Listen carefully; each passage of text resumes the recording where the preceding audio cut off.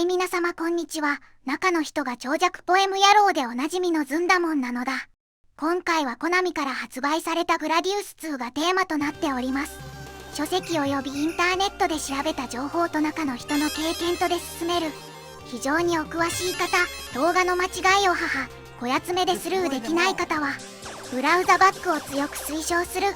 それでもよいよという方は少々お付き合いいただきたい。1、概要。グラディウス2ゴーファの野望。日本国外のアーケードではバルカンベンチャーとしても知られるコナミが開発及び発売した横スクロールシューティングゲームである。1988年に日本でアーケード向けに最初にリリースされたこの作品はオリジナルのグラディウスの続編であり、グラディウス3が後継となった。グラディウス2の移植版はファミリーコンピュータ、短縮タイトルはグラディウス2。 PC エンジンスーパー CD ロムおよび X68000 向けに日本でリリースされた。オリジナルのアーケードバージョンはプレイステーションおよびセガサターン向けのグラディウスデラックスパックコンピレーションとプレイステーションポータブル向けのグラディウスコレクションにも含まれている。開発スタッフは以下の通りである。ディレクター町口博康、プログラマー高取俊明、筒井久一郎、堀本、鈴木明、藤井達夫、音楽田坂真司、古川元明、深見誠一、松原健一、美術芦田博之、M 岩本、野波、各枠に秋。ハードウェア。グラディウス2はツイン16という基板を使っていた。名前の通り2つの 68000CPU10MHz を搭載していた。また3つの音源制御用に Z80 も搭載している。構成はナムコシステム2に近い分散キャッシュメモリ方式を採用。 320×224 ピクセル 60.00Hz パレット1024色。容量は 22Mb。 当時ファミコンでは4メガで大容量と言われた時代である。音源として当時最強の FM 音源は EM21514 オペレータ FM 音源8ちゃん ADPCM コナミカスタム007232 2ちゃんボイスチップ NEC-MIU-PD7759C 1ちゃん。サラマンダはステレオであったがモノラルサウンドだった。サウンドチップの役割を見ていこう。FM 音源は IM2151。何度も紹介しているがヤマハの当時最強の FM 音源である。4オペレータ8ボイス再生可能。アルゴリズムの組み合わせによりさらに多くのボイス発生が可能。FM 音源は8音中5音が BGM に、3音が効果音に割り当てられている。BGM は FM 音源5音足す ADPCM2 音の合計7音で作られている。次に PCM 周りを見ていこう。こちらがグラディウス2を移植する鬼門となる ADPCM コナミカスタム007232 2ちゃんがサウンドを担当し、ボイスチップ NEC-MIU-PD7759C は全てのボイスを担当している。合計3ちゃんの PCM が使えた。コナミカスタム007232 2ちゃんの使われ方はシンプルである。主にコーラス、ストリングスに1ちゃん、ドラムに1ちゃん、またはオーケストラヒットである。このストリングスが強力でグラディウス2らしさの源はこの音色にある。サンプリングビットレートは決して高くないが美しい精密を奏でる。ステージ後 BGM1 の木琴のような音は PCM である。後の移植作では PC エンジン版は CD ロムであるため再現に難はなかったが、その他の機種ではサウンドの再現に苦労することになる。ストーリー。バクテリアン。とどまることを知らない闇の力は急速に膨張し、無数の銀河が次々と飲み込まれていく。今から2年前、惑星グラディウスは突如として現れたバクテリアンからの攻撃にさらされていた。その強大なパワーの前に苦戦を強いられたグラディウス防衛軍はスターファイター、ビッグバイパーの戦線投入を決意する。それはエネルギー制御に問題を抱えたまま開発停止となったやめる前世の異物超時空兵器であった。ビッグバイパーは壮絶な死闘の末、バクテリアンの要塞ゼロスを撃破し、グラディウスに勝利をもたらした。そして超時空兵器の重要性を認識した軍は開発プロジェクトを再始動させたのである。そしてエマ、バクテリアンド・モーイは再び惑星グラディウスを襲った。防衛軍が必死の攻防を続ける間にもその圧倒的な力に主要都市の大半が消滅していく。超時空兵器の開発は急ピッチで進められてはいたが、エネルギー制御の問題は未だ解決されていなかった。バクテリアンの特殊攻撃隊オーファーの前に最後の防衛線も破られようとしているその時、一機のスターファイターが発進した。人々の最後の希望を受けて再びビッグバイパーが舞い上がったのだ。ゲームシステム。プレイヤーはビッグバイパー宇宙船のパイロットとして再度戻ってきて、巨人の頭であるゴーファーの新しいリーダーのもと、バクテリアン帝国の2度目の猛攻と戦う。グラディウス2はオリジナルゲームのゲームプレイをそのままに、スピンオフのサラマンダ、ライフフォースからもたらされた強化要素を注入した。これは選択可能な2つの武器構成に特に顕著である。シリーズで初めて追加されたもう一つの要素はボスラッシュ、ボスパレード、またはボスアレイ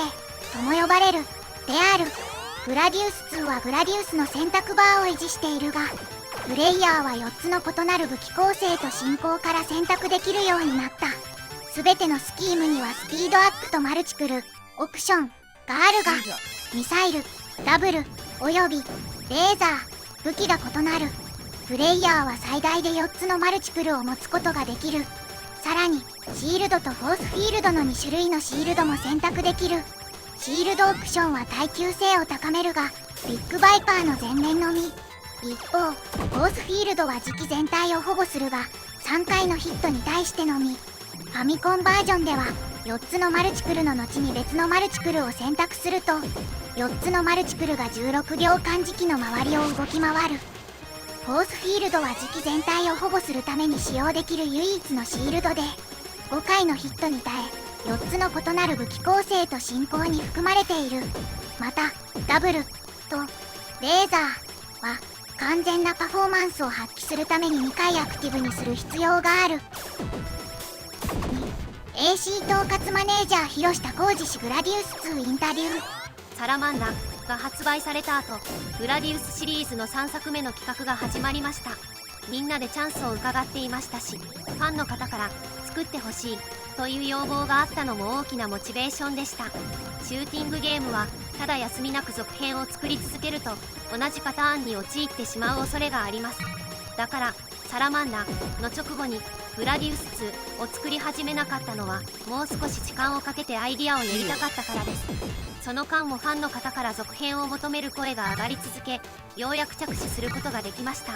開発期間は非常に短く5ヶ月程度だったと思います。今年の AO 優勝を見据えて昨年の AM 賞の直後から設計を始めました。スケジュールがタイトだったのでスタッフは大変でした。グラディウス2はグラディウス、サラマンダ、ライフフォースに続くシリーズ4作目です。難しかったのはグラディウスシリーズに似せつつもそのままの真似ではダメだったことです。だから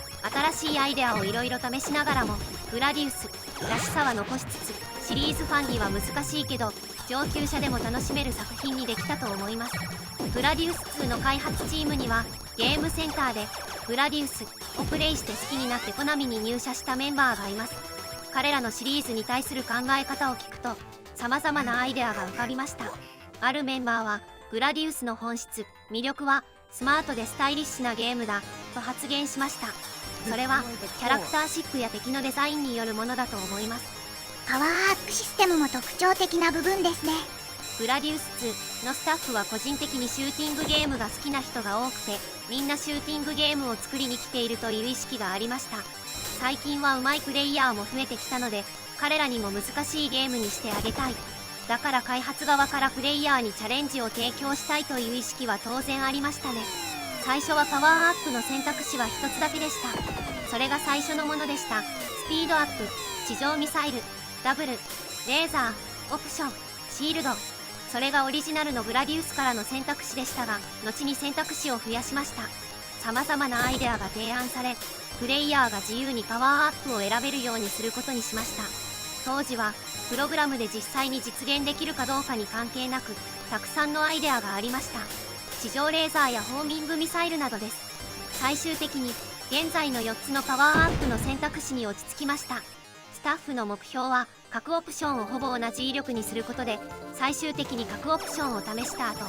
オリジナルのグラディウスで慣れ親しんだ最初の選択肢に戻るようにすることでした。しかし実際にはそうはなりませんでした。4つの選択肢は同等になるはずでしたが、2ウェイミサイルオプションは上向きに発射できるため、かなり強力だったと思います。グラディウス2でレーザーが弱くなったのは、以前のレーザーが強すぎると思ったので少し弱くしたからです。ライフフォースではリップルレーザーと通常のレーザーを選択できます。しかしほとんどのプレイヤーはレーザーしか選択しませんでした。そのため今回レーザーを弱くすることで、リップルレーザーが強く見えるようになりました。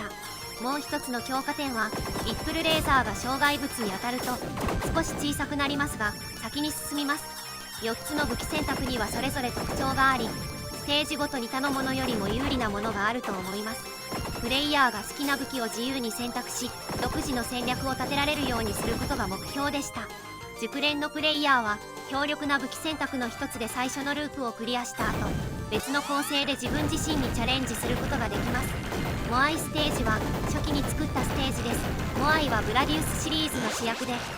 キャラクターデザインも確立されているのでそうしました。ステージのアイデアはできるだけたくさんのモアイを詰め込むというものでした。後にステージ1の人工対応ステージを作りました。このステージのポイントはプレイヤーにパワーアップのチャンスを与えることです。しかしプレイヤーにパワーアップをたくさん与えてしまうとつまらないので、熟練プレイヤーが簡単にパワーアップできるようにし、パワーアップを試みれば試みるほど敵の攻撃が危険になるようなものにしたかったのです。2つ目のステージは途中から作りました。最初はサラマンダのような有機的な内臓ステージだったんですが、その後今の形に変わりました。あのステージの後半はまさにコントラステージのような感じですね。このステージはスタッフに女性のデザイナーがいて、ほとんど全部デザインしたんですよ。彼女がとんでもないキャラクターを描いて独り言を言っているのを見て、他のスタッフは何を考えてるのって言ってましたね。ステージ3のクリスタルエリアでは氷がプレイヤーの船に向かって流れてくるか跳ね返って遠ざかっていくかのどちらかの確率が一定になるようにプログラムしました。またこれにランダム性も加えました。ただし完全にランダムというわけではありません。こうすることで氷は常に同じ場所に出現しますが、プログラミングイベントのシーケンスの展開によってはプレイヤーにとって危険になり、ルートを変更することになるかもしれません。このステージは拡散爆弾が適しているように作成しました。もともとこのゲームはステージ7のボスラッシュで終了していました。しかしグラディウスのゲームには基地が必要だと感じたので最終ステージを追加しました。また最初に作成したステージは火山ステージです。グラディウスなら火山ステージは必須だとも感じました。個人的にはグラディウスはそこまで難しいゲームではないと思っています。最後までやり通せれば難しくなるんですけどね。3周目になるともうゲームじゃないって感じになって、でも1面と2面は簡単にクリアできるようにしたかったんです。最近のゲームは最初から難しいものが多いので、その流れに逆らうつもりでした。グラディウスシリーズの特徴は敵がなんとなくこちらを見ているような感覚になることだと思います。プレイヤーの指示に反応せず勝手に動く敵はほとんどいません。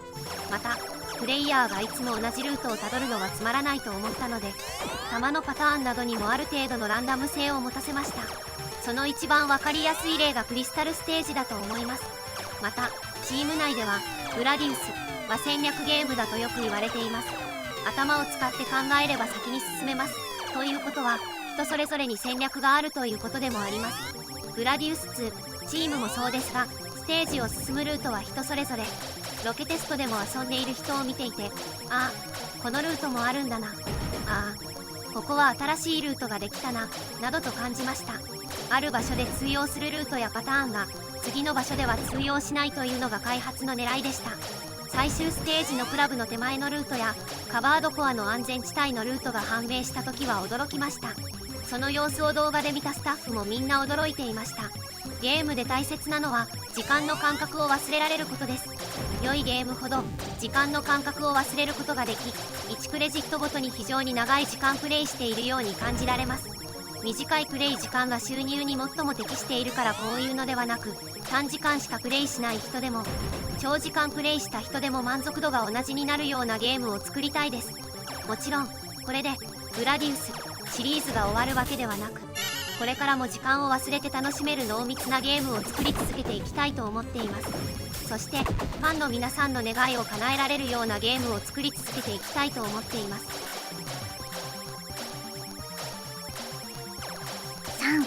3. プログラマー高取俊明氏インタビュー。ステージ1人工太陽について。実は火山ステージは一番最初に完成して、人工太陽ステージは開発後半に完成しました。でもビジュアル的にインパクトが強かったので一番最初に作ろうと思ったんです。アーケードゲームなのでプレイヤーの興味を引くことがとても重要だったんです。今でこそ大したことないかもしれませんが、当時はアーケードのハードウェアがそれほど高性能ではなかったから、グラディウス2のグラフィックは当時の他のゲームと比べても格段にすごいものだったんです。フェニックス。人工太陽から火の竜が出てくるサラマンダでも使われていましたが、その時は竜が1体しかいなかったので、今回は舞台いっぱいに竜を登場させようと思いました。ボスもドラゴンにするのはダメなのでフェニックスにしました。もちろん不死身のフェニックスがなぜここで死ねるのかは謎ですが、ステージにエイリアンについて。これは私たちが最初に完成させたステージの一つです。このステージはコントラにインスパイアされたとよく言われますが、私たちはそれをあまり意識して作っていませんでした。ちなみにこのステージのデザイナーは女性でした。当時の私たちのチームにはこういうものが好きな変人が何人かいました。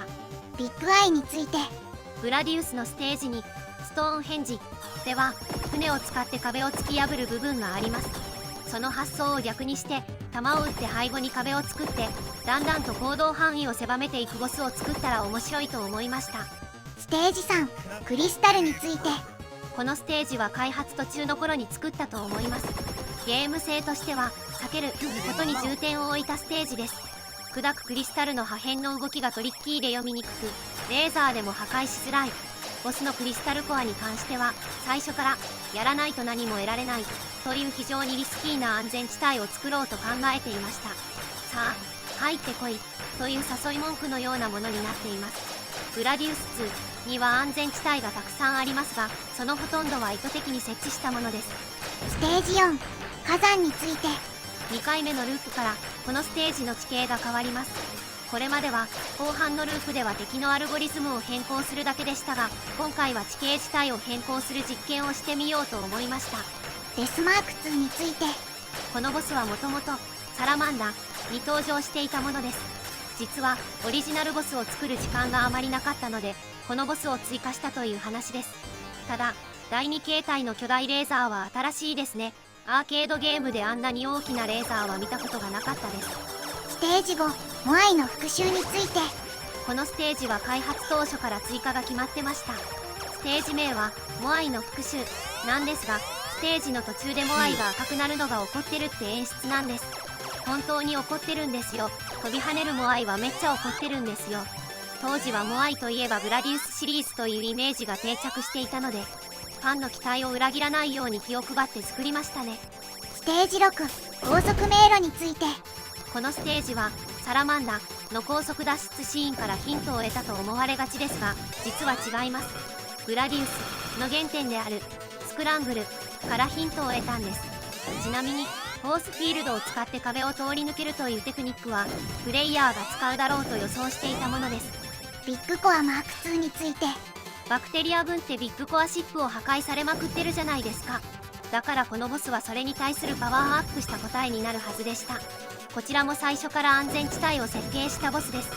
プレイヤーにこの赤い線に合わせられるかというチャレンジを与えるはずでした。ステージ7ボスラッシュについて。ボスラッシュステージは私たちが最後に取り組んだ作業でした。文字通り最後です。グラディウス2は他のゲームのボスと連続して戦うボスラッシュを初めて取り入れたゲームだったと思います。ただしコードを再利用するのではなく、ボスのプログラミングとグラフィックを全てやり直しました。ゴーレムのボスはトレーニングとして新入社員にプログラミングしてもらいました。実際彼はサラマンダのオリジナルのゴーレムよりも良い仕事をしたと思います。カバードコアについて、当初の設計案ではカバードコアは完全に装甲で覆われる予定だったのですが、私のプログラミングミスで隙間から撃てるようになっています。カバーの回転を止める角度を間違えてしまいました。最初は完全に覆われていて、その間は攻撃できないはずだったのですが、結局楽しいボスになったと思います。右上の安全地帯は意図的です。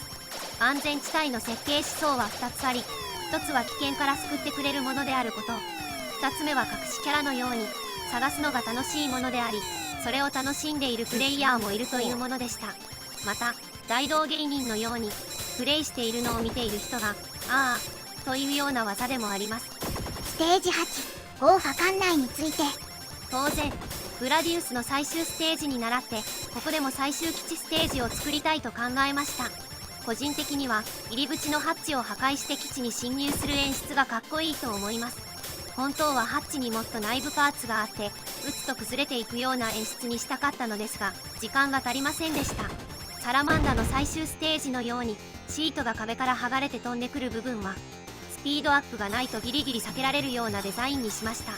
ここの回復チェックポイントの微調整にはグラディウス2の中でも一番時間がかかりました。ステージ後半の壁がせり上がってくる部分はプレイするにつれて地形が進化して変化するというグラディウス2のデザインテーマの一つを表しています。ステージ2のビッグアイボスと背後の壁になる弾丸はその一例ですし、人工太陽ステージのドラゴンはサラマンダのファイアステージのプロミネンスを想起させるものでした。クラブについて、画面の右端のど真ん中にいて足を避けるという演出は開発当初は想定していなかったのですが、発売前のプレイテストで気づいて残すことにしました。右上のカバードコアの安全地帯やメカニカルベースの中ボスの安全地帯も同様です。こういったテクニックは半分くらいは自分たちで考え、半分は偶然気づいて意図的に残したという感じです。ゴーファーが閉まる前の最後の壁の閉じ方はグラディウスのトレードマークの一つでした。ギリギリで追加したのですが、遅くしすぎてプレイヤーに脅威を与えませんでした。ゴーファーについて、ゴーファーという名前は最初から決まっていたのですが、デザインを決めるのにかなり時間がかかりました。ゴーファーという言葉は英語の俗語で使い走りという意味で、意味はおいお前焼きそばパンを買ってこいみたいな感じですね。ゴーファーは上からビッグバイパーが問題になっている、そいつを倒せと命令されているという意味で使っていました。ただサブタイトルがゴーファーの野望なので、当初の命令の範囲を超えバクテリア帝国に対する傲慢さから自分の野望を追求することにしたという感じですね。ゲーム性としては最初は目からレーザーを発射するタイプにしようと思っていたんですが、議論があって結局攻撃はしないタイプにしました。でも作ってるうちに何らかの攻撃をさせたい情けないキャラクターになってしまってかわいそうに思いました。開発期間について、グラディウス2は5ヶ月くらいかかりました。事務職だった新入社員が2人プログラミングを手伝うために動員されました。それ以外はプログラマー3人デザイナー3人がメインでした。開発期間は短かったですが、非常に優秀で集中力のあるメンバーでした。メンバーのほとんどがコナミに長く在籍していたので5ヶ月で終わりました。グラディウス2というだけでもプレッシャーは強かったです。でも今思えばライフフォースは3ヶ月しかなくて、あれはもっと地獄でしたね。グラディウス2は岡山のゲームセンターでロケテストをしました。そこでこっそり筐体に基板をセットして秘密裏にやりました。だからその後 AO 優勝でいきなり発表した時はみんなびっくりしたと思います。グラディウス、サラマンダ、グラディウス2のストーリーのつながりについて、実はサラマンダは当初グラディウス2になる予定だったんです。グラディウスの続編を縦スクロールにするか横スクロールにするかで大論争がありました。両方やることになり、そのゲームがサラマンダになったんです。だからサラマンダはゲームプレイは違ってもストーリー的にはグラディウスの世界とつながっているんです。だからグラディウス2にゴーレムとテトランがいるのは自然な流れでした。サラマンダのエンディングで惑星が破壊される直前に敵が逃げ出すシーンがあるのに気づいた人もいるかもしれません。あれは続編の余地を残しておきたかったから追加したんです。でもあのエンディングシーンの敵スプライトは作ってなくて、マスクロムを使っているので追加は無理と言われました。でも諦めずに既存の全く違うスプライトをサイズや色データを変えてそのように見えるようにしました。グラディウス2の最後に逃げるシーンも描きたかったんですが、時間がなくて作れなかったんです。 MSX グラディウス2について。 MSX1 のグラディウス2の開発については知りませんでした。全く違うスケジュールで進められ、部署も違うのでスタッフも全員違います。ファミコン版のグラディウスやサラマンダも同じです。ファミコングラディウス2について。私もプレイしましたが、素晴らしい移植作だと思います。当時アーケードのスタッフは自分たちの仕事にとても誇りを持っていて、家庭用ゲーム機では遊べないものを作ろうと一生懸命やっていました。だからなんて言えばいいのかわからないけど、ゲーム機移植チームにはあんまり協力的ではなかったんです。それでゲーム機チームはアーケードにふさわしいものを作ろうとさらに努力することになったし、ファミコン版のグラディウス2が本当に素晴らしい作品になったので、アーケードチーム全員でやられたって思いましたね。新しいシステム、武器の選択について。これはグラディウス2の当初のデザインコンセプトの一つでした。グラディウス2は様々なスキルレベルのプレイヤーが自分の機体を選べる最初のシューティングゲームだったと思います。最初は武器の選択肢が多く、グラディウス3のエディットモードのように自由に武器を選ぶことができました。しかし開発を進めていくうちに、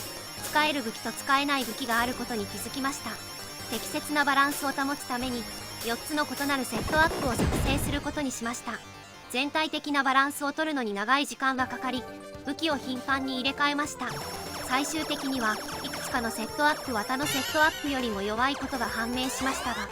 それでもそれぞれがゲームをクリアできると感じました。オリジナルのグラディウスレーザーからの変更点。初代グラディウスのレーザーはヒット判定がすごく広くて強かったので、グラディウス2では2ピクセル小さくしました。ちなみにリップルレーザーはサラマンダの開発から生まれたものです。ダブルに変わるものはないかと考えていたんです。リップルレーザーという名前は海外のスタッフが付けたのですが、チーム内では波紋レーザーと呼んでいました。プレイテストについて。テストプレイは徹底的にやりました。クリアできると自分で確認できないと発売できませんからね。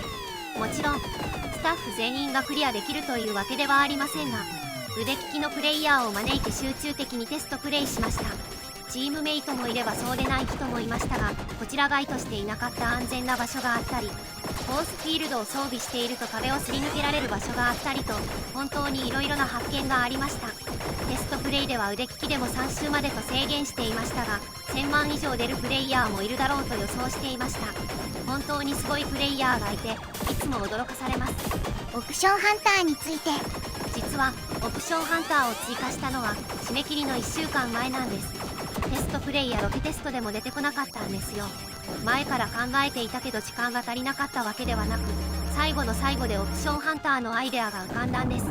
この頃のシューティングゲームの世界では、上手い人と初心者の実力差がものすごく大きくなっていました。初心者がやりやすいゲームにすると上級者にはつまらない、逆に上級者向けにすると初心者には難しすぎる、そのジレンマを解決しようとしていた時にオプションハンターのアイデアが浮かんだんです。急いで追加したので、スプライトにはあまりアニメーションがありません。デザイナーにもアイデアを伝えたんですが、作る時間がほとんどなかったんです。音声サンプルについて。当時はアーケードゲームでもボイスサンプルが使われるようになってきていた時期で、ボイスサンプルのデータはメモリをかなり食うので、容量の関係であまり入れませんでした。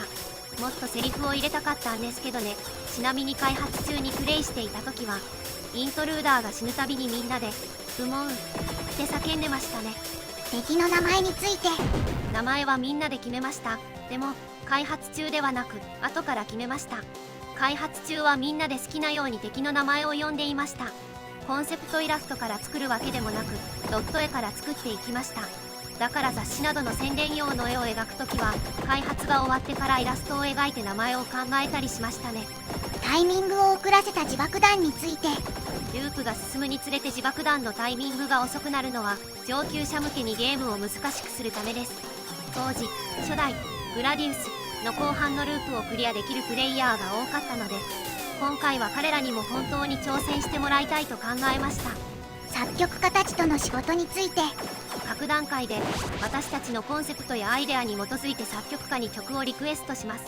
その後、作曲家がデモトラックをいくつか作曲して私たちに渡します。私たちはチームで一緒にそれを聞き、これをもっと速く、もっとリズミカルにしないと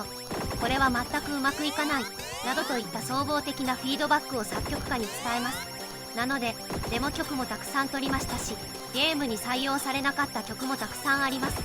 個人的にはボステーマがグラディウスのボステーマのメロディーが入ってて好きです。ゴーレムとテトランのボスラッシュではサラマンダのボステーマをリクエストしました。これ以外ダメでした。ハイスコア画面について。ハイスコア画面の敵のアニメーションは順位によって変わります。5ヶ月しかなかったのにこんなのが作れたなんて驚きです。ランキング画面は新人がほとんど作りました。新人なので私たちより時間がたくさんあったのであっという間に完成しました。それで他のキャラクターも遊びで入れて更新させてみたらどうかと。ダッカーズのダンスが見たかったと言ってました。海外タイトルバルカンベンチャーについて。海外で最初にリリースされたグラディウスのタイトルはネメシス、復讐の女神という意味です。ローマ神話でバルカンは火の神という意味です。それでバルカンベンチャーというタイトルは人工太陽のステージとタイトル画面を見て海外のスタッフが思いついたんです。ちなみにタイトルをアーケードゲームのように真ん中ではなく左寄りにしたのは僕が加えたちょっとしたディテールです。画面の真ん中を見た目に美しいものにしようって言ったんですよ。アーケードゲームでこういうタイトル画面のレイアウトは初めてだったと思います。火山とモアイのステージ伝統の確率について。火山やモアイのステージはグラディウスシリーズではおなじみなので決まりきったものと言いがちですが、デザインのアイデアがしっかりしていれば違ったものを生み出すことができると思います。一方で水戸黄門のようにファンが期待するお約束の要素でもあります。毎回印籠を披露してあったって実現しなかった舞台のアイデア。グラディウス3の砂ステージについてはグラディウス2でもアイデアはあったんですが採用されませんでした。グラディウス3の植物ステージも最初の案ではありましたがボスが吸い込まれるようなステージにしようとは考えていませんでした。グラディウス2でも内蔵ステージをやりたかったんですが当時のハードの性能ではちょっと難しかったので断念しました。ゼクセクスでまたあのアイデアに戻りましたね。ゼクセクスはメンバーは違いますがグラディウス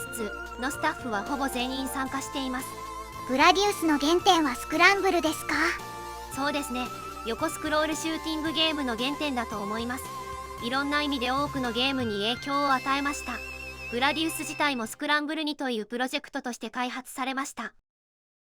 インタビューの途中であるが FM 音源と PCM 音色を楽しんでいただこう。その後パワーアップシステムが生まれましたがこれは中村さんのアイデアでした。彼はよくアイデアがいっぱい書かれたメモ帳を見せてくれました。そのメモ帳は素晴らしいものでたくさんの素晴らしいアイデアが詰まっていて私たちはいつもそれを参照していました。新作グラディウスを作るならぜひ作ってみたいです。今はアーケードシューティングゲームを作るのは不可能ですが残念ながら運営者に十分な収入をもたらしません。その理由の一つはサラマンダを除いて全てが一人用ゲームだからです。オンラインネットワーキング機能を備えたグラディウスゲームを作ってみたいです。とても面白いものになると思います。高取さんにとってグラディウスとは何でしたか？一言でまとめるのは難しいですね。僕自身もゲーマーの子供でゲームセンターに行ってシューティングゲームをプレイするのが大好きでした。その頃はシューティングゲームを作るのが夢だったので実際にコナミさんに採用されてグラディウス2を作ることができたのは宝くじに当たったような気持ちでした。自分の作ったゲームがこんなにも多くの人に楽しんでもらえて今でも評価されているというのは本当に嬉しいですね。今でも当時を振り返ってやったーって言えるのは幸せなことです。簡単にステージ紹介をしよう。一面人工太陽。ファイヤードラゴンを生む大小8個の人工太陽が配置された上下無限スクロールステージ。このステージが制作されたのは開発の後半だったが見た目のインパクトから一面に変更された経緯がある。2面エイリアン網状の障害物を排除しつつ奇怪な生命体や触手を相手にするステージ。上下2画面分に任意にスクロールする通称ティーガーステージ。後半にはエイリアンの卵がありやたら俊足の幼虫が生まれてくるので生まれる前に潰そう。ボスはビッグアイだが、触手から小粒を飛ばし、目から大玉を飛ばしてくる。倒すのに時間がかかると、目玉本体が押しつぶしに来る。三面結晶。前方から押し寄せる高耐久力の結晶群をかいくぐるステージ。結晶を壊すと破片が散らばる。破片に当たらないように注意しながら進もう。ボスはクリスタルコアである。見た目が美しいが、触手からのショットがかわしにくくて強敵である。思い切って懐に飛び込んで、中央のラインでコアの目前の位置にいると、安全地帯になって早く倒せる。四面火山。初代一面を思わせる入り組んだ地形を進むステージ。後半からは大量の火山弾を噴出する火山が登場し、地形全体が赤黒くなる。2周目以降は火山が多く配置された地形に変化する。開発当時最初に制作されたステージである。5面モアイ。破壊可能な4リングを放出するモアイ像群を破壊しつつ進むシリーズ伝統のステージ。上下無限スクロール。ステージ後半になるとモアイの顔が赤くなり、磁気方向へ振り向いて猛連射してくるなど攻撃が激しくなり、通称怒り状態。曲調もテンポアップする。中ボスとして4体のホッピングモアイが飛び跳ねながら4リングを連射する。ボスはビッグモアイ。口からミニモアイを大量に吐き出す。復活時には下の鼻の穴に磁気の前半分を突っ込むと安全地帯である。6面高速迷路。サラマンダおよびライフフォースの6面終盤のようなスクロールスピードが通常の2倍近くある特殊ステージ。2段階以上のスピードでなければ攻略不可能。上下無限スクロール。内部は迷路状となっており、初代2面にも登場する破壊可能な小石、進路を阻む蛇腹状のシャッター、行き止まりなどのトラップがある。7面ボスラッシュ。某破壊から出撃してくるグラディウス、サラマンダ、ライフフォースに登場したボスと連戦を繰り広げるステージ。ステージ開始前に大量の赤ザブ、パワーアップカプセルを持つ敵が現れ、無防備の場合でも大幅にパワーアップできる。途中でミスするとザブ戦から再スタートとなる。1体目はビッグコア。打ち返し弾が飛んでくるが、だんだんスピードが落ちてくる。2体目はゴーレム。触手から弾を撃ってくるが、ぐるぐる回りながら攻撃していけば簡単に倒せる。3体目はテトラン。ぐるぐると触手を回しながら触手の先から弾を撃ってくる。打ち返し弾にも注意。4体目はガウ。目玉飛ばしの後、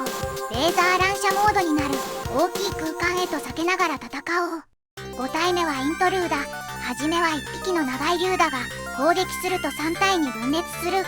6体目はカバードコア。上下から挟み込むミサイルを大量発射してくる強敵。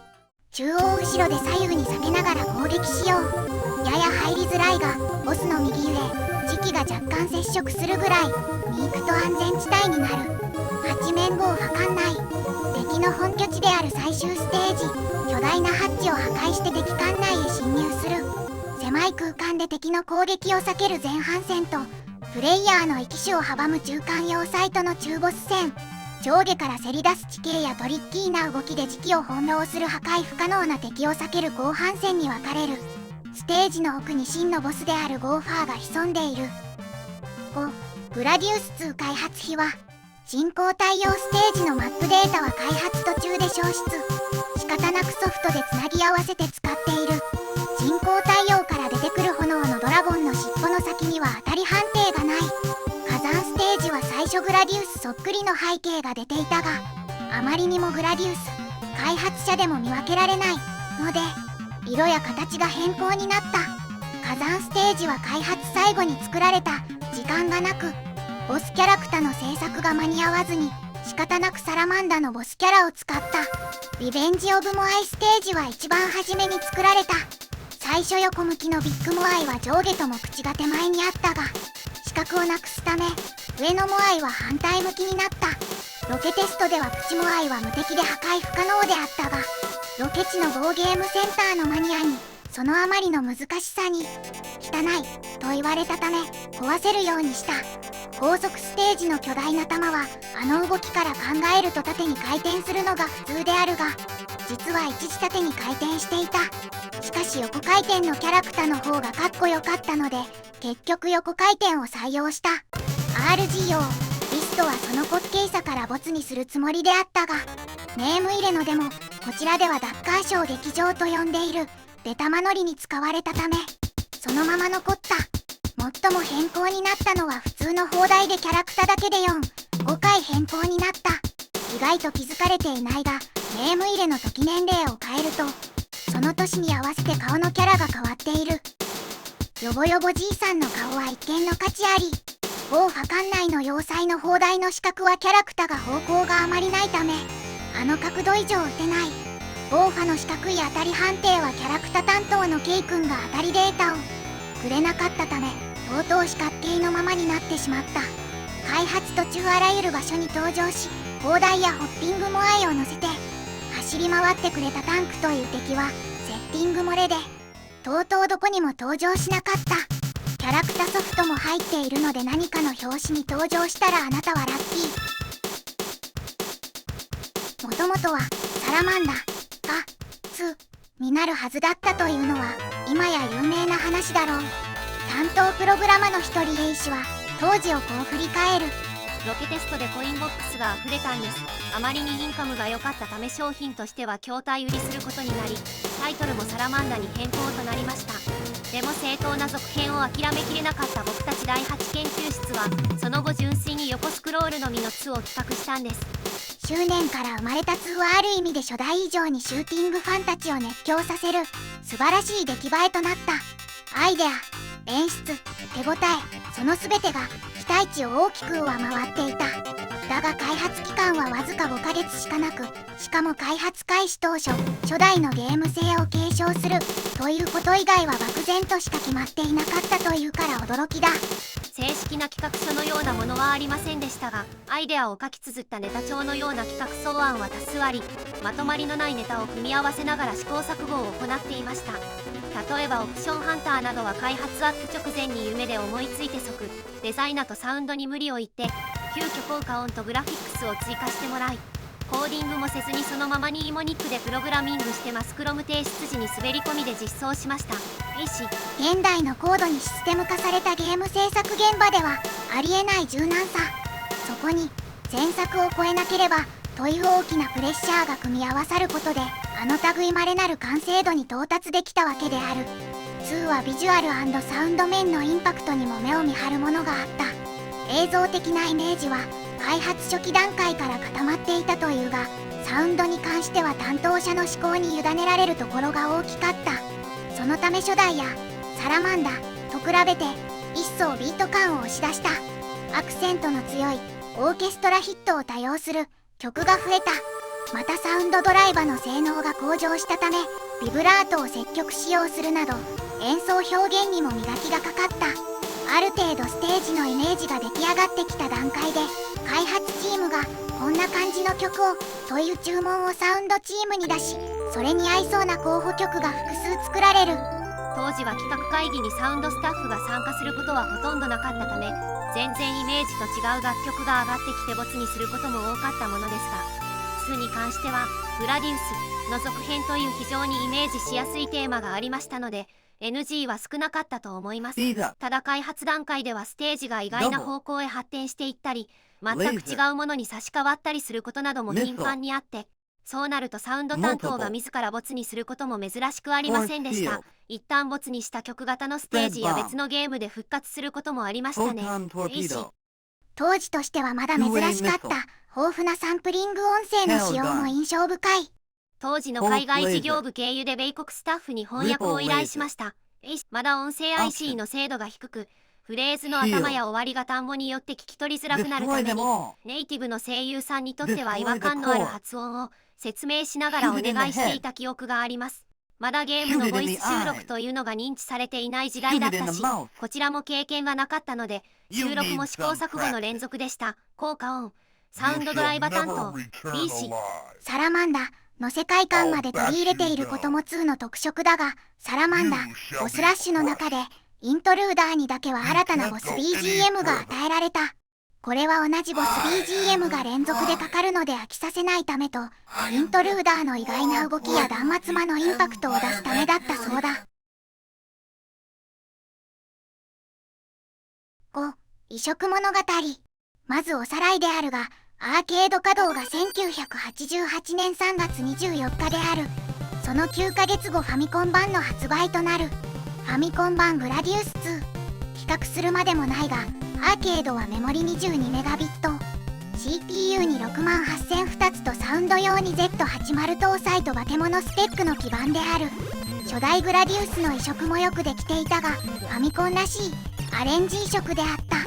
あのグラディウス2をファミコンに移植する無茶にも程がある。アーケード開発者含めてそんな印象だったであろう。そんな中、ファミコン版グラディウス2は発売された。驚いたのがまず音だった。口述するがファミコン版グラディウス2には拡張チップ VRC4 が搭載されていた。このチップには拡張音源機能はない。ファミコンの2つの区形波、三角波、ノイズ、BPCM でグラディウスの世界観を再現していた。オーファーの長いサンプリングボイスは高い音で録音してゆっくり再生することで実現している。そして映像だった。ご存知の通り、ファミコンは 16×16 スプライトが4つまでしか表示できない。 8×8 であれば8つである。初代グラディウスはオプションは2つしか表示できなかった。オプションが拡大縮小する性質を利用し、最小時は 8×8 のスプライトとすることで4つのオプション表示を可能とした。あとは映像効果である。一面ボスでパワーアップゲージが消えるのはファミコンは2画面持つことができる。2画面分を高速に切り替えて羽ばたきを表現しているのだ。あとは VRC4 チップの映像効果も大きい。ファミコンなど8ビット CPU は 64KB、512KB のメモリ空間しかない。それがファミリーコンピュータ対応ゲームソフトの大容量化の妨げとなっていた。任天堂の示した一つの回答はディスクメディアの採用、ファミリーコンピュータディスクシステムであったが、その一方で 1Mb 以上の容量を持つメガロムの開発も行われた。メガロムとは、プログラムロムとキャラクタロムを複数のバンクに切り替えてアクセスすることによって、64KB の制限を超えた容量を実現したものである。大容量のメモリを管理する目的で搭載されているコントローラー IC は、任天堂純正のものもあったが、多くのサードパーティ製ソフトでも使用された。その中でコナミが開発したものがこの VRC である。初搭載となったガンバレゴエモン、からくり道中で 256KB、2Mb の大容量ロムを搭載させることに成功して大きな話題を集めたが、 VRC の進化はゲームの表現にさらなる革新を与えるものであった。ファミリーコンピュータは BG 面には256個のキャラクタまでしか使用できないのだが、バンク切り替えによりこの制限を1画面に256個まで緩和できるようになっていた。当初は全部置換しかできなかったのだが、コナミは VRC4 でキャラクタの個別置換を可能にして BG 面でのアニメーションを実現した。このチップはファミリーコンピュータの画面表示回路である PPU を補助する機能を有していた。機能は以下の通りである。プログラムロムとキャラクターロムをそれぞれバンク切り替え可能。16kbit SRAM コントロール可能。キャラクター制限 512K。 水平、垂直、1画面のミラーリング。 VRC4 チップは 512KB のキャラ容量、2つの 8KB プログラムロムバンキングモード。ファミコン版ゲーム内容。ステージ数は AC の全8面から7面へと減少しているが、ステージ3はアーケード版の4面と3面を連結し後半をアレンジしたステージであったり、後半の要塞ステージの途中にアーケード版6面の高速スクロール地帯が挿入されるなど、アーケード版の全ステージのギミックはほぼカットされることなく移植されている。今でもファミコン最高峰のシューティングゲームに挙げる人も多いであろう。移植はアーケード版のスタッフの協力のもと、梅崎茂春などが手掛けた。ゲーム雑誌の制作者のインタビューでは、ハードによる多くの制約事項との戦いだったが、大きく難航したのはステージ構成や難易度の低下など企画、方向性部分で、他については過去のノウハウを生かしたため、さほどではなかったとされている。アーケードとの違いについては、ファンには申し訳ないという旨の発言も残している。ファミコン版の作曲、編曲者は、その筋森本幸恵である。音楽の使われ方もアーケード版とは異なり、ク空中戦 BGM はアーケード版では1面の空中戦専用だった。旅立ちが2面以降も引き続き使われている。またボス BGM にはアーケード版では最終面後半の BGM ザ・ファイナリー・エネミーが使われ、アーケード版のボス BGM テイクケアはラスボスのゴーファー専用となり、曲が入れ替えられて使用されている。さらに2面3面6面7面はオリジナルの BGM となっている。エンディング BGM は中間部が原曲作曲者である古川元明により佳作されている。このファミコン版ロングバージョンは極上パロディウス過去の栄光を求めてのエンディング BGM としてもアレンジされている。ファミコンのスペックを忘れさせ、グラディウス2の世界観を見事に表現した伝説のソフトである。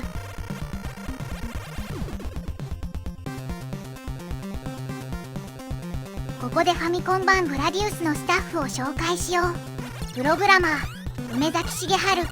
ャラクターデザイン村木節、サウンドデザイン前澤秀則、森本幸恵。なんとファミコン版グラディウス2のプログラムは梅崎氏一人で作ったのだ。梅崎氏は伝説のプログラマーでサラマンダ、コントラ、スーパーコントラなど多数手掛け、2005年10月にはグッドイルを設立し、代表取締役社長に就任した。ファミコン版グラディウスのコナミコマンドを作った橋本和久氏との対談がある。直接グラディウス2と関係ないが、ファミコン時代のコナミを知る貴重な資料であり、アーカイブとして取り上げる。橋本和久氏は2020年2月25日61歳で逝去された。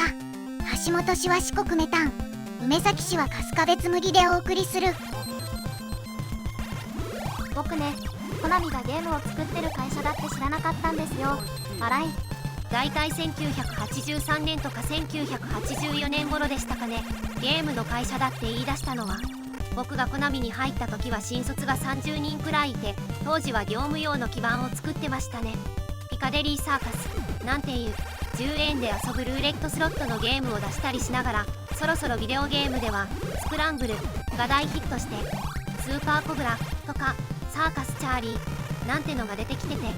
この辺のヒットで会社も大きくなってきまして、僕らが入った頃は主に業務用を担当してて、その3年のうちにファミコンを始めたんですね。僕が入った頃は液晶ゲームとか LSD ゲームとかをちょこちょこと作ってたりしたんですが、僕が入った1983年にちょうど家庭用の部署ができたんです。最初はアメリカのあたりに1600とかにソフトを作ってて、それから MSX をやって MSX 部隊とファミコン部隊とが並行してやってて、次にファミコンの部署ができて家庭用が MSX とファミコンの部署の2つが主力でしたね。だけどまだ主力は業務用で、経験者は業務用で、プログラムも何も知らない者たちには先生が1人いて、プログラムの勉強をしながらファミコンを作ってた。笑い。だから当時はプログラマーとか企画職とか分かれてなくて、デザインツールもまともなツールなんてなかった時代だったよね。プログラマーもデザイナーも関係なく3人で企画をやってましたよね。ファミコンが始まって少しずつ専門的なデザイナーが出てきてましたけど、企画職はもともとほとんどいませんでしたから、だいたい業務用からネタを持ってきて、あとはアイデア勝負みたいなノリでね。笑い。ファミコンなんかはだいたい4人で4ヶ月から6ヶ月程度で作るのが普通で、これはスーパーファミコンになるまで結構こんな感じだったよね。僕が最初にやったハイパーオリンピックなんて、プログラムとデザインの計2人で半年、グラディウスも4人で半年はかかってないかな。ハイパーオリンピックはコントローラが傷むからって専用コントローラを作りましたけど、グラディウスは移植性って言われたものですから割り切りましたよ。というかファミコンはスプライトが圧倒的に少ないから割り切るしかないでしょ。笑い。これはここまでで作りましたね。部下が1人いたのですが、彼は一生懸命業務用をプレイしてましたね。業務用のグラディウスってすごい難しいじゃないですか。僕はそんなにプレイしてなくてクリアなんか当然できないから、例のコナミコマンドを入れたの。笑い。あれってコマンドの由来は？いや、ないよ。なんも。笑い。なんせ自分が基準やったから。笑い。自分が覚えやすいようにやったのよ。開発期間は半年ぐらいでしたね。当時はプログラムを組むのがパズルみたいで楽しかったです。プログラムを構築するのがいかに暗号を詰め込めるかみたいな感覚があって、でもグラディウスは工業的にはものすごくボロクソに文句言われましたよ。笑い。会社も期待して100万本近く作ったのに市場で50、60万本しか売れなくて、逆にグーニーズとかはそれほど期待してなかったのに100万本近くいったの。あの当時って何か賞もない隠れキャラが流行ってたんですよ。ハイパーオリンピックとかも3、4個 UFO とか入れてたりしましたけど、グーニーズもそんなのありましたよね。当時は誰でも分かりやすいところに入れてました。誰でも期待するようなところに。まあやっぱりゼビウスの隠しコマンドの影響はものすごく受けてると思いますよ。そういえばこの当時は作ってる最中にドラクエを遊んでた記憶がありますね。ディスクシステムのゼルダとか夜中遅くに一生懸命やってた。笑い。若干脱線する。日本ファルコム開発チームがコナミのゲームを徹夜でプレイしたのは有名な話だ。日本ファルコムソーサリアンの最強魔法血を這う光弾とレーザーを同時発射するノイルアテムは当時発売されたコナミの MSX 用シューティングゲームグラディウスにノジキメタリオンを逆に読んだものである。そうそう、ゲームを作るのも楽しかったけどやる方も楽しかった。笑い。今もやりますけどドラクエはハマりました。私青山と橋本とで購入してきたドラクエを交互でプレイし1日でエンディングを見ました。最後までプレイした直後はとても感動しましたね。思わず僕らのゲームにもスタッフロールを入れようと思いましたよ。このゲームはどちらかというと中身よりも技術的な話をすることが多く社内でもすぐに研究されました。ディスクシステムは単純に容量がでかくなるってぐらいのイメージしかなかったですね。だいたい1メガの容量やったけどクイックディスクでちゃんとプログラムを組めばそんなに重たくはなかったし作りやすかったですね。でもまあロムに比べると当然読み込みも遅いからよく考えて作らないとならなかったけど、頑張れゴエモンはもともとの題材は業務用で出てたゴエモンという作品があって、それを移植したようなゲームで業務用ではあんまり売れなかったのを家庭用オリジナルで作ったんですね。まあとにかく広いマップで最初は「からくり道中」というタイトルがメインだったんだけど、それに「ゴエモン」がくっついて心が悪いから「頑張れ」を順につけた。笑い。ゴエモン1ではゴエモン1人しか登場しませんが、2になって 2P 同時プレイを採用した際にゴエモンの相手方として選ばれたのがエリスマルで、新人として入ってきたスタッフの顔があまりにも個性的で愛嬌があったためすぐにキャラクター化してゲームに採用しました。この時にゴエモンとエリスマルは衣装登録もされました。僕がゲーム的に指示をしたのはただ単に広いマップをうろうろするだけでいいという趣旨でした。当時はスクロールで自由に走れるゲームって制限の多い作品ばっかりだったから単に走って遊べるというだけでも面白いんじゃないかなって思ったんです。あとは飛んだら何かが出るという。結局ゲームが下手でも時間をかけてお金を稼げばお店で通行手形は買えたので今さえあれば誰でもクリアはできるというイメージで作ったのよ。僕はまあ自由度がありすぎてすぐに変なところに飛んでしまったりとかあったけどね。笑い。あと 3D メアに入ると時間がすごくかかるし。アホやな。あれは入るからあかんのや。笑い。入らないで進むのがいいの。まあ作る方は2メガという容量がとてつもなかったよね。とにかくマップをつなぐツールも当時はなかったから自分で一つ一つ紙でつないでたような気がする。そうそう、大きな方眼紙で書いてたような。その後ぐらいだよな。ツールを使ってマップを作るというようになったのは。このゲームの開発はほんまに終わらないと思ったもん。だいたいこの頃からデザイナーのスタッフが本格的に入ってきてグーニーズ、ドラキュラ、ゴエモンとかがだいたい同時期にスタートしてるんですよ。特にグーニーズはデザインにこだわりすぎてマップが狭くなってしまって最後に無理やり裏面を作れって笑い。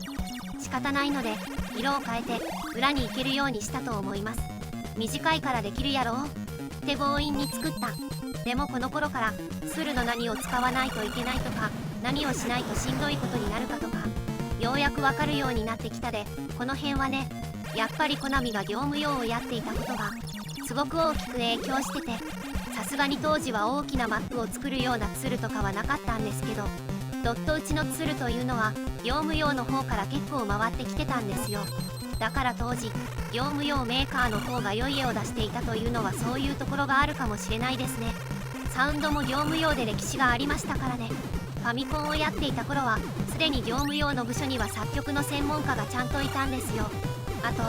うちの会社の近くに大阪音大があって、そこの卒業生も結構いた。笑い。コントラとかのスタッフもそうですよね。そういう意味ではどのハードでもサウンドへの評価は高かったですよね。そうそう、サウンドチームの中にプログラマーがいて、作曲家が作ったサウンドをどんどんファミコンソフト用にも作ってた。サウンドだけはちゃんとサウンドの人間が作ってた。フ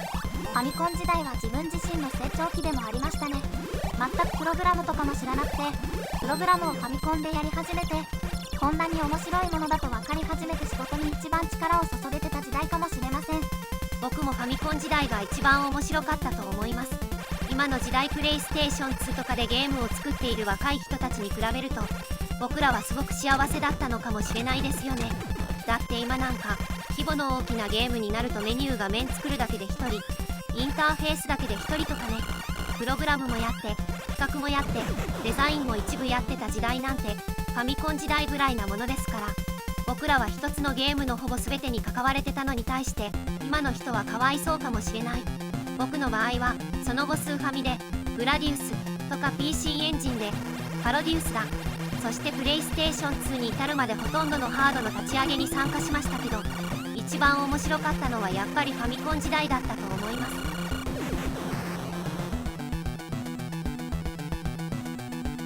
ファミコン版チン B などを担当したコナミプログラマー青山和弘氏が語るファミコンソフト。ハイパーオリンピック、コナミ初のファミコンソフトです。各部署からスタッフ招集され、社運がかかった開発でした。橋本が担当したハイパーオリンピックはライセンス商品であり、当時のファミコンでは珍しい画面の分割スクロールを行うなどよくできた作品でしたね。悪魔城ドラキュラ、当初はファミコンのロムカートリッジで制作を進めていましたが、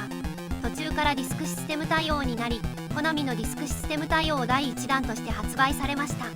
その後 SFC や GB アーケードなどにも移植されましたね。ホラーものとして世界観がしっかりしているものなので、今後もさらに進化を遂げていくことでしょう。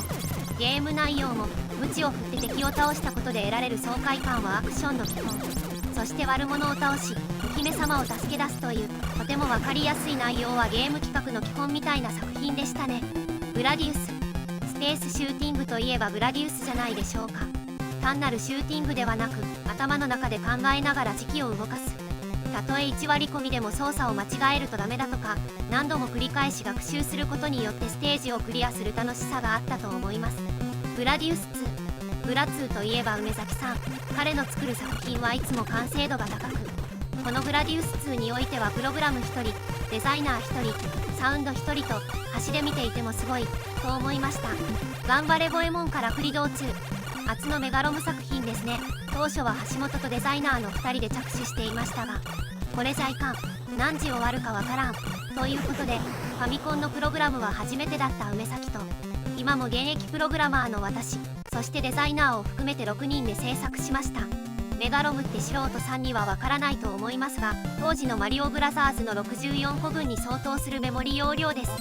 この時作っても作っても終わらないと初めて感じましたね。笑い。このボエモンは初回50万本以上を出荷し、10年以上にわたってシリーズ化されています。よくここまでアイデアが続いたという感じがしますね。頑張れボエモン外伝、アクションやシューティングが主体の中、今も昔も同じで、やっぱり RPG を制作するのには時間がかかります。しかし RPG もやってみたい。ファンタジーはドラクエがあるし、ここは一発和風の RPG で勝負だと思いついたのがこの作品です。ちょうど中途入社でシナリオをやりたいという人材がいたため、すぐに取り掛かりました。めっちゃ短期間で制作した RPG でしたね。社内で表彰もされましたが、もう少し時間をくれって感じでした。ツイン B、 もともとアーケードからの移植で、当時アーケードのインカムテストでもそこそこ稼いでいた作品でした。このアーケード版の企画も私がやっていました。作っている時はまさかファミコンで作るとは思いもよらなかったのですが、次に何を制作しようかと機種選定時にファミコン用を選んだんです。早速企画の申請をしたところ、最初の申請ではあっさり企画申請を落とされてしまいました。その後当時の部長が再度原 CEO に掛け合ってもらい、ようやく制作をスタートでき、ファミコンブームに乗って約100万本のヒットになりました。ただ制作の終盤になると少しでも時間が惜しくなり、お風呂に入らない日が続いたことがあります。それで足の水虫が悪化して3日ほど休みました。笑い。それからファミコンで3本出し、アーケードに戻って出たな。ツインビーが出ました。 SFC ではアクションのツインビーが制作され、さらに登場人物の設定集が作られるようになるなど、よくぞここまで考えられるものだなと感心しましたね。コナミワイワイワールド、前々からやってみたかった企画が、こういったゲームキャラが総出演するアクションゲームでした。ツインビーやドラキュラのシモン、グラディウスなど複数プレイヤーは制作者が一番嫌がることをやってやろうと思ったことが始まりでした。月風まで今だから話せますが、ゲーセンで似たようなコンセプトのゲームがあって、これをファミコンでどうかなと思って軽い気持ちが着手したのがこの作品です。実際に作り始めると大変でしたね。縦や横スクロールはあるわ、 3D はあるわで、ほとんど家に帰れない状態が何日も続きました。結局南極大冒険、一般の会社でいう課長クラスが自らプレイヤーの動きを作ってスタッフの手伝いを行ってくれました。今のソフト会社じゃ管理もすれば制作もするのは当たり前ですけど、当時はそうしたことも珍しく、社員の士気も高かったと思います。 X68000 版グラディウス2オーファの野望。1992年2月7日 X68000 コナミ 5インチ 2HD フロッピーディスク2枚組、アーケード稼働から4年後に発売された。当時最高峰のスペックを持った X68000 であったが、 CPU は68000が1つとなり、 PCM も1ちゃんしか使えない。それでも当時最高峰のグラディウス2であった。発売されたのは X68000 の後期にあたる。もう一度 X68000 の熱気が復活するかもと思えるような完成度であった。オリジナルは 320×224 ピクセル、片や X68000 が 256×256 と、解像度の違いにより完全移植はそもそも不可能であるのだが、ブート画面の CPU、メモリチェック画面や安全地帯など可能な限りアーケードを再現し、僕を含めた一般人には完璧なグラディウス2に見えた。当時としては驚異的な移植度の高さを誇り、開発者はマニアをうならせることを目指して開発したとゲームディスク内のドキュメントで語っている。しかもプログラマーの一人は MSX サウンドチームの野良井佐々木氏。ゲームのロジック専門ではなく、本来はサウンド科のサウンドドライバ開発担当だった。起動時にファンクションキーを押しながら起動すると様々なモードに切り替わった。 F08 ハードディスクインストール、 F09 2MB ラ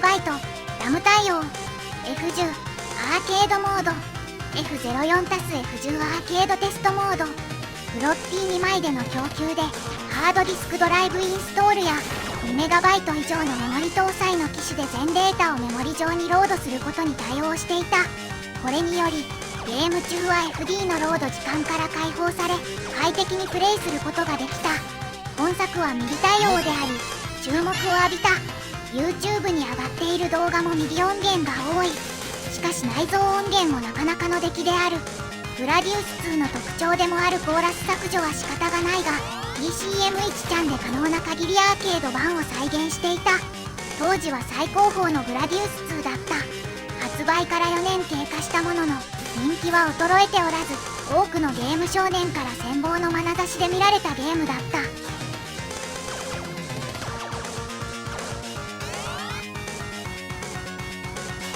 グラディウスという名の聖域、完全移植のことを英語圏ではピクセル、パーフェクトという1ドットの狂いもない精緻さという意味である。思えばアーケード、AC の移植において世界で初めてピクセル、パーフェクトを企画したのは初代 X68000 に付属したグラディウス SPS 開発に他ならなかっただろう。 AC での稼働からたった2年でパソコンに宇宙が丸ごとやってきてしまった。完全移植などという概念さえまだなかった時代にだ。以来 X68000 ユーザーにとってグラディウスは同期が持つ AC 級ハードウェア性能を象徴する特別な存在となったのである。そのグラディウスの生みの親であるコナミが X68000 のゲーム市場に参入してきたのは1989年のことだった。第1弾 AJAX、マガイブ、SPS での開発だったが、そこの後は自社開発に移行するべく市場調査も含めてかなり準備期間をとっていたという。コナミの快進撃が始まるのは3年目からだった。そしてそれは X68000 における新たなグラディウス伝説の幕開けでもあった。本格参入第1弾となったのはグラディウス系統の最新作パロディウスだ。これまたピクセルパーフェクトに迫らんとする鮮やかな手際の移植だった。ユーザーたちが夢の続きを語るのに十二分なクオリティがそこにはあった。これならばグラディウス2もいけるのではないか。いや、いけないはずがない。一時コナミに寄せられた X68000 作品のアンケートはがきは実に8割が2の移植を要望するものだったという。ユーザーたちの熱意に押されて移植が始まった。 X68000 サウンドでの果敢な挑戦パロディウスだの移植によって2の移植に関してもある程度の目処は立っていた。とはいえハード面の課題はそれでもなお大きかった。何しろ2の AC 基板は X68 系が1個しか持っていない 68000CPU を2個とさらにサウンド用の Z80CPU を積んでいるのである。実のところパロディウスだの方が CPU だけで言えばより単純だった。完全移植にうるさい X68000 ユーザーの手に満足のいくものを届けるのは並大抵のことではなかったはずだが、 MSX チームの流れを組むラツワンスタッフたちはこの難事業を半年程度でやり遂げてしまったのである。発売されるや否やそのとんでもない完成度の移植ぶりは絶賛の嵐に包まれた。再現性もさることながらサービス精神も旺盛で、特にミディ音源を駆使したサウンドはこれこそ本来あるべき2の音だとさえ思わせるものだった。この点に関してはアーケード版を凌駕していたと言っても過言ではないだろう。この移植においてサウンドドライバーを手掛けた C 氏はファミコン AC のサウンド担当を経て X68000 チームに参加し、パロディウスだ生中継68サポートのみサンダークロス開発中止を担当した人物。当時 X68000 の音をプログラムできるのが自分だけだったので担当になったんだと思います。特に苦労することなく楽しく作っていた気がしますね。 C 氏はドライバーだけでなく作曲用のサウンドエディタシーケンスエディタやアーケード版からのデータコンバータも作成していたそうだ。それらを用いて実際にサウンドを制作したのは MSX や PC8801 の音楽で鳴らしたベテラン B 氏である。ソフトが充実していたので AC のサウンドスタッフに助けていただく必要は全くなく、割とスムーズに作業できる状況でした。ただ ADPCM は X68000 でしか使っていなかったこともあり、 AC 用の PCM で音色を作ってから ADPCM に変換し、その後バイナリエディタでリリースやアタックのノイズを取り去るという方法でやってました。話だけ聞くと単純そうだが、実際には手の込んだ工夫が幾多なされている。とりわけ苦心の跡がうかがえるのが FM 音源版である。 X68000 の FM 音源は一見するとアーケード版と似た音源構成なのだが、音の扱い方はかなり違っている。 X68000 では PCM が足りないところを FM 音源で埋め合わせている。つまり FM 音源でオーケストラヒットやコーラスを作っているのだ。どちらも本来 FM 音源が苦手とする音色だが、2のそれは実によくできており、特にオーケストラヒットは本当にサンプリングと聞き間違えそうなほどに聞き迫る出来となっている。環境が充実していたからできたことです。 FM 音源エディタとサウンドエディタが一体化していたため、音色編集、楽曲でのチェックの流れがスムーズだったんです。 PC FM 音源に関してはもう一つ興味深いギミックがある。隠しドラムパートの存在である。 X68000 の ADPCM はボリュームを調節することができない。そのため曲をフェードアウトするといきなりドラムだけぷつりと消えてしまうのだ。これを防ぐためだけに FM 音源による隠しドラムパートが用意された。フェードアウト時にだけサンプリングドラムと入れ替わりに登場し、フェードアウト終了までの一瞬音量を調整しながら演奏されるのである。フェードアウトできないなら普通諦めると思いますが、だったら俺が何とかするって実現してしまったんです。我々サウンド担当のこだわりそのものですね。笑い、いいし。 X6 万8000番開発チームリーダーであるモアイ佐々木氏インタビューがある。要約をお届けする。ユーザーの意見。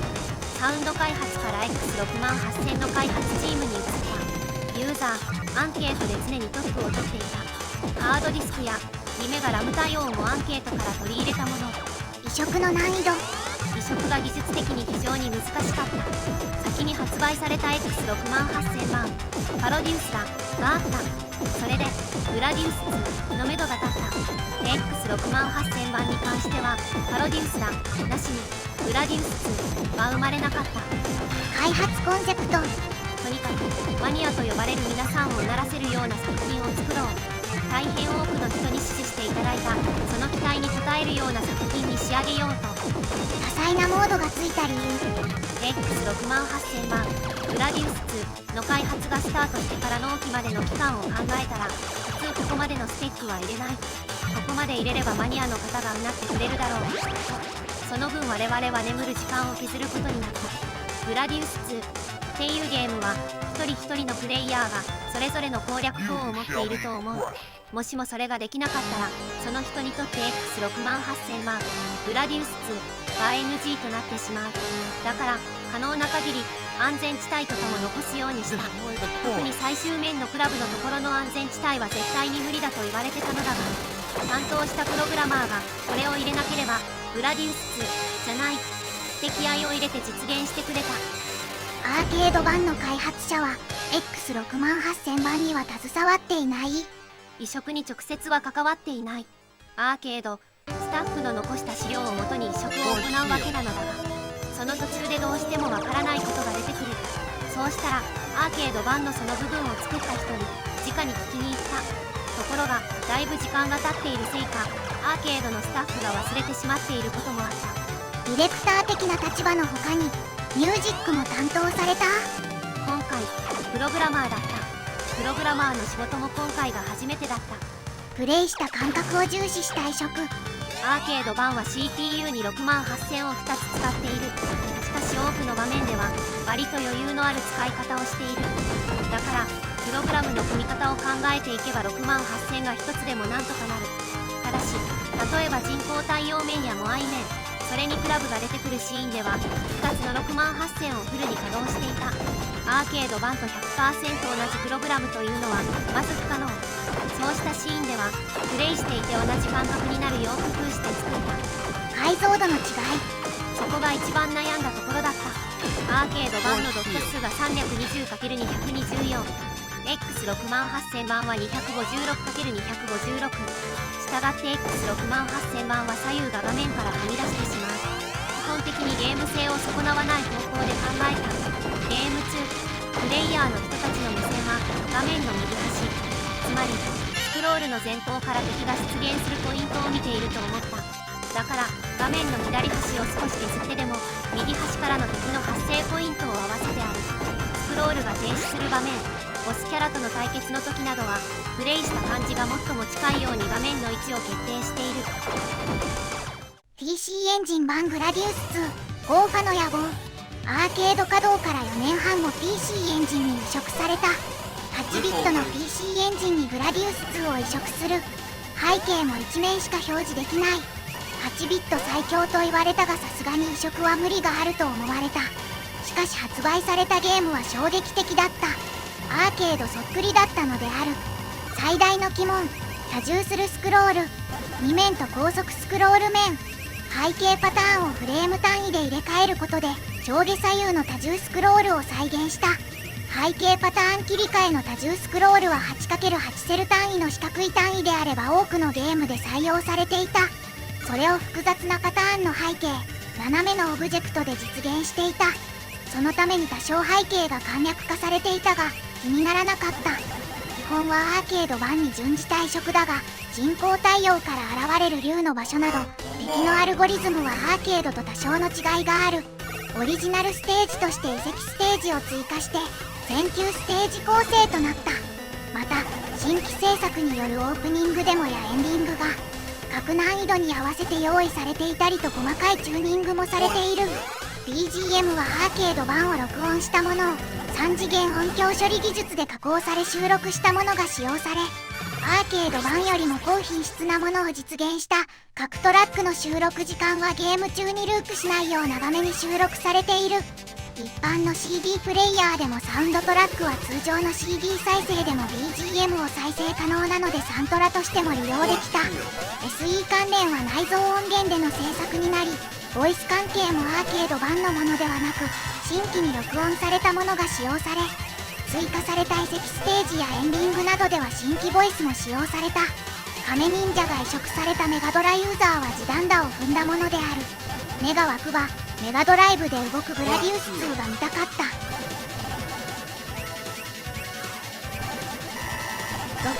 僕たちにとってグラディウス2はどんな存在だったのか。グラディウス2のお披露目は1988年の AO 優勝だった。あそこで見てびっくりしたゲームファンも多かった。4種類の装備があって、しかも今までになかった武器も入ってて衝撃を受けた。愛好家が語る。僕が初めて見たのは池袋の世界観だったんですけど、たまたま知らずに行ったらすごい人だかりができてて、何やってるんだろうって近づいて覗き込んだらグラディウス2で新しいの出たんだで、そこで初めて知ったんですよ。その時見たのが確か7面のボスステージのあたりでテーブル筐体だったんですけど、本当に20から30人が輪になって取り囲んでて、自分もやりたいけどとても無理だなって。ハードの進化とともにシリーズを追うごとにどんどん絵がかっこよくなっていくんですよ。サラマンダを見た後にグラディウスを見るとちょっといまいちに見えちゃうところがあって、同様にグラディウス2を見てからサラマンダを見るとやはりややいまいちに思える感覚ってありました。いいえ、もちろんゲームは後から遊んでも面白いんですよ。あと処理落ちのしなさ具合というかスプライトの多さというのか、そこにも驚きました。昔のゲームって本当はもっと派手にしたいんだろうな、もっと球を出したいんだろうなというのをひしひしと感じるじゃないですか。そういうのがどんどん追いついている感じで、モアイのボスのところのスプライトの数とか尋常じゃないんですよ。それ見てこのゲームすげえなって。今時ですと格闘ゲームをプレイする人たちも全てを遊ぶわけではなくて〇〇勢とか呼ばれるじゃないですか。でもあの頃って基本的に全部のゲームを触るんですよね。で自分もグラディウス2を触ってこりゃまずいと事前に噂は聞いてたんですけど、いざ見たらあの出来だったんで、これはすごいって。それで上手い人はサクッと一周クリアしてたんですけど、僕は下手なりに自分で攻略して自力でエンディングを見ようと思って、他の人がクリアした時は見ないようにしてました。エンディングの最後にビブラートじゃないですけど揺らぐような高い音が出るじゃないですか。自分でクリアできた時はそこで涙がついっと流れました。その時まだ子供だったということもあって、あまりにも感動してコナミにお手紙まで書いちゃいましたからね。こんなすごいゲームを作ってくれてありがとうみたいな内容だったと思うんですけど、それで忘れた頃にコナミから封書が届いたんですよ。開けたら何も手紙は入ってないんですけど、グラディウス2のフライヤーチラシだけ入ってるんですよ。ちゃんと読んでますよってお礼にフライヤーを入れてくれるって嬉しいじゃないですか。粋だなと思って。グラディウス2、ここまで同年代ゲーム野郎の心に残る傑作も珍しいであろう。様々な視点がある。アーケード野郎からの視点はすでに述べた通りだ。圧倒的な映像美、そして音楽、マシンパワーによる高速表示。7年後の発売となる1996年3月に19日完全移植のサターン、プレイステーション版発売まで憧れの存在のままだった。次回作となるグラディウス3よりもファンが多い。ファミコンユーザー、X68000 ユーザー、PC エンジンユーザーにとっても心に強く残る思い出のソフトであろう。ここで MSX ユーザー目線、すでに先行でグラディウス2が発売されていた。 SCC サウンドが奏でる、それは自慢のゲームだった。こちらはグラディウス2よりも先に発売された MSX1 版グラディウス2のベータ版。その中の本編では採用されなかったステージである楽曲がアレンジされグラディウス2で使われている。その後アーケード版グラディウス2発売。 MSX ユーザーは一歩引いて愛してやまないゲームをグラディウス2と呼んだ。その後 MSX 番号ファーの野望エピソード2が発売される。さすがに初代 MSX のスペッ人か矢の外に置かれたのがセガ野郎だった。サターン版までグラディウスシリーズをプレイできなかったのだ。アーケードで友人の家でそれぞれ憧れのグラディウス2を楽しんだであろう。わずか5ヶ月間の間に開発されたゲームが35年経っても引きつける。あの頃アーケードシューティングゲームは光り輝いていた。その後グラディウスは5まで発売。パロディウスシリーズなど派生作品も発売された。しかしグラディウス2を超えるゲームとの印象は多くの人が思わないだろう。あの一面の人工太陽のインパクトを超えられなかったのだ。シューティングゲームが下手でもそんなのに関係なく憧れ愛されたゲームがあったのだ。果たしてグラディウス2を超える横スクロールシューティングゲームは今後も現れるのであろうか。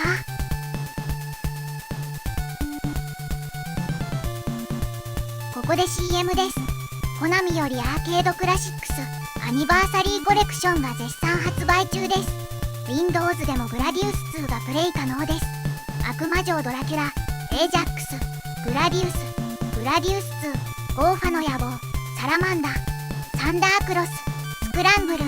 ツインビー、ボーナス、ブックと盛りだくさんの内容で3300円となっております。この機会にぜひアーケードゲーム野郎に戻ってみてはいかがでしょうか。今回の動画はここで終わりです。長時間ご視聴いただきありがとうございました。高評価ボタン、チャンネル登録、コメントなどいただけますと次の動画を作るエネルギーとなります。また次回動画でお会いしましょう。